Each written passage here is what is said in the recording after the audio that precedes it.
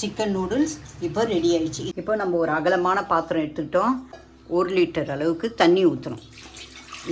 சால்ட்டை போட்டுருவோம். நூடுல்ஸை கொதிக்கிற தண்ணியில் போட்டுடலாம். எண்ணெய் ஊற்றினா தான் நூடுல்ஸு ஒன்றோட ஒன்று ஒட்டாமல் வரும். இதை இப்போ ஒரு பாத்திரத்தில் வடிச்சிக்க போகிறோம். மீடியம் ஃப்ளேமில் வச்சுட்டு ஒரு சிக்கனாக போட்டு பொரிச்சு எடுக்க போகிறோம். பொரிச்சு எடுத்தாச்சு. நம்ம கொஞ்சம் தாராளமாகவே எண்ணெய் ஊற்றுங்க. இதில்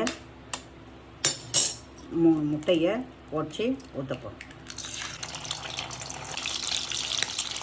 பச்சை மிளகாய் போட்டுக்கணும், வெங்காயம் போட்டுக்கணும், கேரட்டு, பீன்ஸு,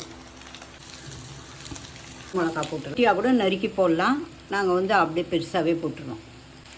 வேக வச்சு பார வச்சு வச்சுருக்கோம் இல்லைங்களா, இந்த நூடுல்ஸை அது இப்படி தூண மாதிரி போட்டுங்க.